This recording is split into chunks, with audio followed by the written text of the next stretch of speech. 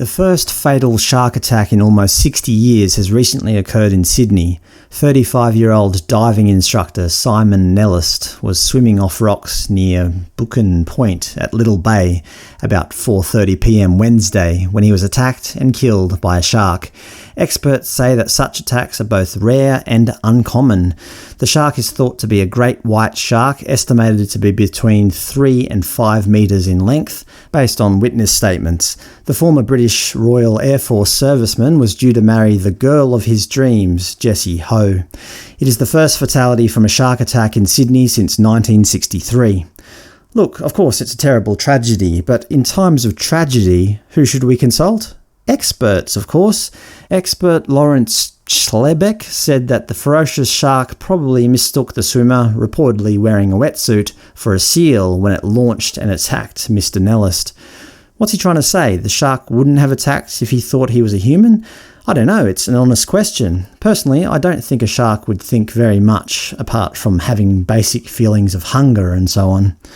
Another expert, marine scientist Vendetta, however, told the ABC it was likely the shark, estimated to be 3 metres long, had already left the area and we will never see it again.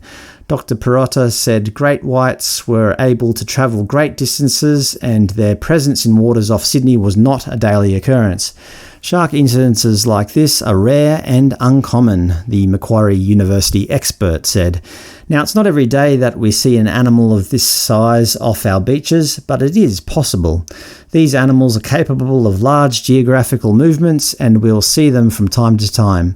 The shark could have been drawn to the area by currents, or because it was chasing prey or seeking warmer water, Dr. Pirotta speculated. Or simply this animal may have just been passing through the area and unfortunately, in this case, has had a negative interaction with a human. Now, is that the best euphemism you've heard all year? A negative interaction with a human? From the point of view of the human, sure, it's negative, but I doubt the shark thinks the same. Now, I'm not trying to play down the situation, but I just find it somewhat amusing that the media always seek out experts to tell us the obvious. Of course, it's a rare and uncommon event. It hasn't happened in almost 60 years. Maybe the shark was drawn to the area by currents. Maybe it was chasing prey. Maybe it was seeking warmer water. Maybe it thought it was attacking a seal. It's all just speculation. At least they used the word speculated.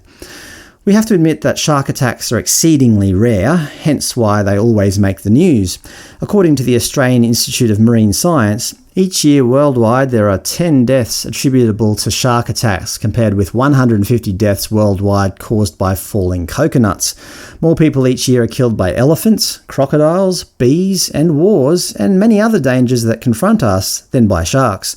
But does this information stop people from doing what people do best? Vendetta! A blood feud in which the family of a murdered person seeks vengeance on the murderer or the murderer's family. Popular beaches closed as hunt for predator continues. Massive stretches of Sydney beaches remain closed as the hunt for a killer shark continues.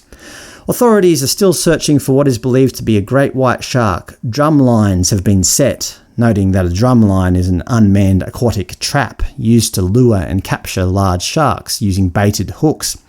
Yesterday, smart drum lines were deployed from Little Bay to Long Bay as police, lifesavers and the DPI worked to locate the shark.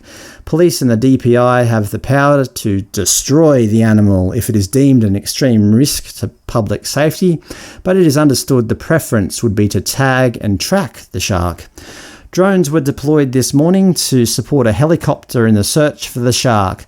Whilst we have all assets on the water trying to locate the animal, we just want to make sure that there is no other danger to any swimmers in the area. Shark attack horror sparks hunt for great white responsible amid calls for a cull. Calls for a shark cull in Australia after great white kills a man in Sydney as hunt is launched for the deadly beast. Hunt on for great white shark that killed Sydney swimmer. Massive hunt for killer shark underway as it's revealed the 4.5 metre beast disappeared just after it mauled swimmer at Sydney Beach. So will a great white be slaughtered if they find it? Shark attack on Britons fuels calls for mass slaughter of Australia. Off Australia. That was from 2019, but the sentiment is the same. Kill the sharks. What are your thoughts on the issue? Is seeking revenge on a carnivorous sea creature a proportionate act? In this article, they talk about the media-induced terms that are used that cause an emotive response. When is a shark mauling an attack, and when is it a bite or encounter? Most would agree the horror incident off Sydney's coast was an attack, but it's been said that the term could lead to vigilante action against the fearsome fish. Kim Chappell, Deputy Mayor of Randwick Council, the local authority where Little Bay is located, initially recoiled at the idea of the event being called an attack. Tweeting out a newspaper article about the incident, the Greens' Ms Chappell referred to the incident as a shark bite.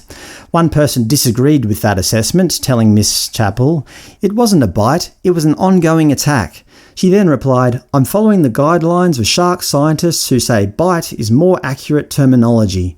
News.com understands Ms Chappell was unaware of the full extent of the tragedy until after she had written the tweet about avoiding the term attack. She has now deleted the post. This was a tragic and horrific death, and it's not about some argument on language. It's about concern for a grieving family. The problem with calling every shark encounter an attack. Sydney University academic Dr Chris Peppenneff said, "It should be shark encounter if there is no injury. 90% of the rest of the time it should be bite." But there looked to be intent with this attack. Dr Peppenneff and Dr Robert Huter said terms like rogue shark, man-eater and attack were outdated and gave the impression the fish had malicious agency, which in turn encouraged governments to overreact to incidents. Most shark-human interactions do not result in death or even injury. This incident was definitely an attack. There have probably been only 10 or 12 attacks of this kind in the last 30 years in the entire world. It's not crazy for sharks to bite humans thinking we might be prey. They test out things all the time. But 80% of incidents are hit and run. Sharks will recognise humans as a biological failure, as we take more energy than we give, so we are not a prey item. It's a bite and release. Most fatalities in Australia from sharks are due to blood loss from a single bite. What's exceptionally rare is for a shark to bite a human and then to bite them again. So what do you think? Do you agree with the good doctor's assessment that humans are a biological failure? Is seeking revenge on a shark a proportionate response? Or is it simply an emotional response in order to bring about some sort of closure to an already horrific event?